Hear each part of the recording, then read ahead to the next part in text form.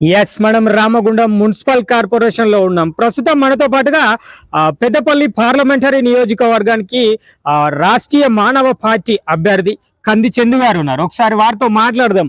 అసలు పెద్దపల్లి పార్లమెంటు నియోజకవర్గ అభివృద్ధి గతంలో ఎలా ఉంది, ప్రస్తుతం ఎలా ఉండబోతుంది, మరి ఒకవేళ రాష్ట్రీయ మానవ పార్టీ కనుక గెలిస్తే మరి ఎలాంటి అభివృద్ధి కార్యక్రమాలను పెద్దపల్లి నియోజకవర్గంలో తీసుకుపోతారు, మరి ప్రజలకు ఎలాంటి సంక్షేమ పథకాలు వీళ్ళ పార్టీ ద్వారా అందించబోతారు.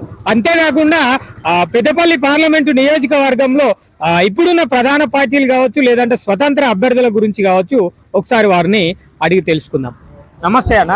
నమస్తే. చెప్పండి అన్న, ఎట్లా ఉంది? మీరు ప్రచారం చేస్తున్నారు కదా 8 రోజుల నుంచి వెళ్ళి, ఎట్లా ఉంది ప్రజల దగ్గర మీకు అభిమానం ఎట్లా ఉంది, మరి ప్రజల అభివృద్ధి ఎట్లా కనబడింది? ముందుగా మన పెద్దపల్లి పార్లమెంటు 7 నియోజకవర్గాల ప్రజలకు నమస్కరించి చెప్తున్నాను. నేను పెద్దపల్లి పార్లమెంటు నుండి ఎంపీగా కంది చందు నా పేరు, ఎంపీగా పోటీ చేస్తున్నాను. అయితే ఇంతకు ముందు గత ప్రభుత్వాలన్నీ ఎన్ని ప్రభుత్వాలు వచ్చినా ఎవరు వచ్చినా ఎవరు గెలిచినా వాళ్ళ సొంత ప్రయోజనాల కోసం తప్ప పేద ప్రజలకు ఎలాంటి న్యాయం ఇంతవరకు జరగలేదు. ఎక్కడ చూసినా అన్యాయమే జరుగుతుంది. పేద ప్రజలకు కనీసం మన ఓటేసి గెలిపించుకున్న తర్వాత కనీసం ప్రజలను పట్టించుకున్న పాపాన కూడా లేదు. వాళ్ళకి ఏదైనా కష్టం వచ్చినా కానీ ఎక్కడికి వెళ్ళినా కానీ వాళ్ళకు కనీస విలువ కూడా ఇవ్వట్లేదు. ఎందుకంటే ఈరోజు ఒక మంత్రి కావాలన్నా, ఎమ్మెల్యే కావాలన్నా, మేయర్ కావాలన్నా, ఒక సర్పంచ్ కావాలన్నా, ఒక పేద కుటుంబం నుండి అయినా ఉన్నోళ్ళైనా ఒక ఓటు వేస్తేనే వాళ్ళకి అధికారం అని వస్తుంది. కానీ ఆ అధికారాన్ని దుర్వినియోగం చేసుకుంటూ ఆ వేసిన ఓటర్ను కూడా కనీసం పట్టుకునే స్థితిలో ఏ గవర్నమెంట్ లేదు.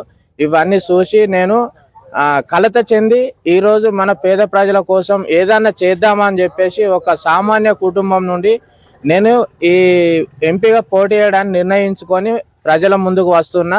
ప్రజలారా ఇంకొకటి గమనించండి, నాకు ఎక్కువ డబ్బు లేదు, అందరి దగ్గరికి వచ్చి కలవలేకపోతున్నాను. దయచేసి నన్ను అర్థం చేసుకొని నాకు సపోర్ట్ చేసి, మాది పౌరుల గుర్తు 3 మనుషులు ఉంటారు, 9వ నంబర్ నా సీరియల్ నంబరు, గుర్తుకు ఓటు వేసి గెలిపించగలరని నేను పెద్దపల్లి పార్లమెంటు 7 నియోజకవర్గ ప్రజలకు నమస్కరించి వేడుకుంటున్నాను. మీరు రోజు తిరుగుతున్నారు కదా, ప్రచారం చేస్తున్నారు కదా, ఎట్లా అనిపిస్తుంది మీకు ప్రజల దగ్గర పోతే? మనము ఎక్కడ ఏ విలేజ్కి వెళ్ళినా, ఎక్కడ ఏ టౌన్కి వెళ్ళినా కానీ ప్రతి ఒక్కరు స్పందిస్తున్నారు. ఎట్లా అంటే అన్న మాకు పెన్షన్ రావట్లేదని కొందరు, అంతకుముందు గవర్నమెంట్లో మాకు పెన్షన్ వచ్చినా కానీ ఇప్పుడు తెలంగాణ వచ్చిన తర్వాత మాకు పెన్షన్లు ఇవ్వట్లేదు, ఉన్నాయి కూడా తీసేసిర్రు, మాకు ఇండ్లు ఇవ్వలేదు, ఎక్కడ డబల్ బెడ్రూమ్ అన్నారు, డబల్ బెడ్రూమ్ ఇవ్వలేదు.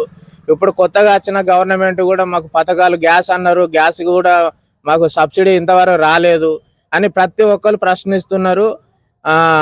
సపోర్ట్ చేస్తామన్నా మాకు గెలిపించి ఏదన్నా ఒక న్యాయం చేయని కూడా ప్రజలు కూడా మమ్మల్ని వేడుకోవడం జరుగుతుంది. ఏమనిపిస్తుంది అంటే ఇప్పుడు స్వతంత్ర అభ్యర్థులు మీరు 39 మంది ఉన్నారు కదా, ఎట్లా ఉండబోతుంది మీరు? 39 మంది ఈసారి మనకు అంటూ మేము కూడా ఉన్నాం బరిలో. పేదవాళ్ళకు కూడా సపోర్ట్ చేయాలని చెప్పేసి మన పేదవాళ్ళు కూడా ముందుకు రావడం జరిగింది. కనీసము నామినేషన్ వేయడానికి కూడా చాలా మంది అప్పు తెచ్చుకొని కూడా నామినేషన్ వేయడం జరిగింది. దయచేసి ఏంటంటే పెద్ద పార్టీలని కాకుండా కోట్ల డబ్బు ఉన్న వాళ్ళకి సపోర్ట్ చేయడం కాకుండా మేము ఉన్నామని చెప్పేసి ప్రజలు కూడా మాకు కూడా కొంచెం ధైర్యం ఇచ్చి ముందుకు పంపిస్తే ముందు భవిష్యత్తులో మేము కూడా వచ్చి ప్రజా సేవ చేయడానికి మేము సిద్ధంగా ఉంటాం. ఒకవేళ గెలిచినా గెలవకున్నా ప్రజలతోటి కలిసి ఉండి మేము గవర్నమెంట్కు మనకి ఏం కావాలనో మేము అడగడానికి మాకు కొంచెం సపోర్ట్ చేయమని మేము కోరుకుంటున్నాం. మన 7 నియోజకవర్గాలలో ఉన్నటువంటి కార్మికులు, సంఘటిత అసంఘటిత ఆటో కార్మికులు, ముఖ్యంగా నేను ఒక ఆటో డ్రైవర్ని. ఆటో కార్మికులకు ఈరోజు ఈ ఉచిత బస్సు పెట్టినా కానుండి కనీసం రోజు ఒక 200 కూడా సంపాదించుకోలేక చాలా తల్లడిల్లుతున్నారు ఆటో డ్రైవర్లు. ఆటో డ్రైవర్లందరికీ నా హృదయపూర్వక నమస్కారాలు. సపోర్ట్ చేయండి. అలాగే మీకు ఒక గవర్నమెంట్ ఎంప్లాయీకి ఆర్టీసీ డ్రైవర్కి ఇచ్చే విలువ కూడా మనకి ఇవ్వట్లేదు. ఒక గవర్నమెంట్లో ఆర్టీసీ ఎంప్లాయీస్ తక్కువ ఉంటారు, మన ఆటో కార్మికులు లక్షల్లో ఉన్నారు. అయినా మన ఓట్లే ఎక్కువ కాబట్టి మనకు ఆయనతో విలువ కూడా ఇవ్వట్లేదు. ఎక్కడ సకల జనుల సమ్మె కానీ, తర్వాత కరోనా కానీ అన్ని గవర్నమెంట్ టీచర్స్కు ఎంప్లాయీస్ అందరికీ ఎంతో కొంత ఇచ్చారు. కనీసం ఒక డ్రైవర్ ఉన్నాడు అనే విషయం కూడా మర్చిపోయి మనకు ₹1 కూడా ఏ గవర్నమెంట్ సాయం చేయడం జరగలేదు ఇంతవరకు. అందరు ఆలోచించండి మిత్రులారా, ఒక్కసారి సపోర్ట్ చేయండి. మన డ్రైవర్ సత్తా కూడా మనం చూపించాలని చెప్పేసి నేను కోరుకుంటున్నాను. Thank you.